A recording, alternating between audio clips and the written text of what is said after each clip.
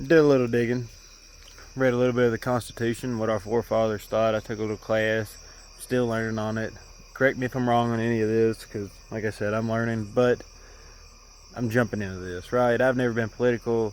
I'm not faithless. I just haven't been very faithful to the Lord. I haven't done what I've needed to do. I haven't been to church, read the Bible and stuff, which I'm also doing. I'm getting into all of this. I want to be able to be a person of good standing and good political knowledge and know where my country is going, where my faith is leading me, and what I need to do in life to get there and do better. But with that being said, the constitutional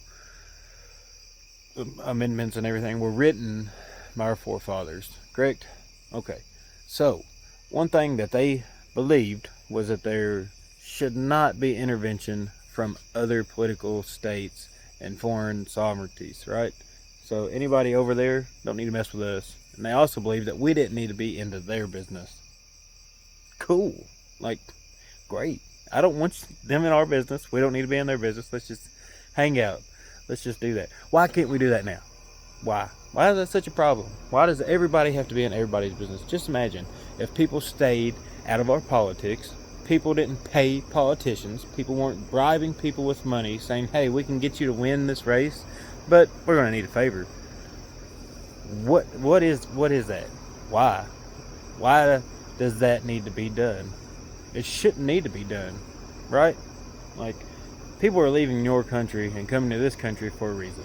What that reason is, I mean, it varies, right? It just varies. Keep your politics in your country. The people that like it will stay there. The people that don't will leave.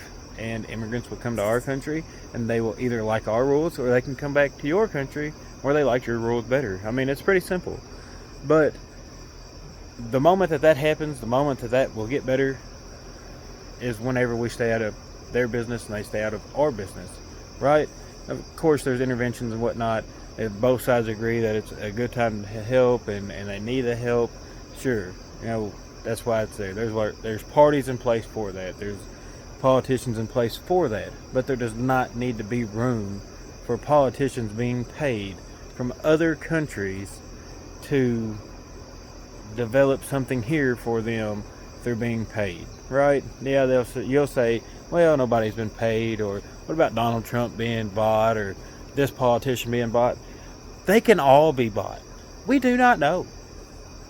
That is something else I would like to dig in and find out. And I plan on it. I don't know how, but I'm planning on it. I want to know how many politicians went from $10,000 in their savings account, bank account, to being a millionaire. I'm talking about multi-millionaire in 3 years. Like, it just don't usually happen. There's the insider trading.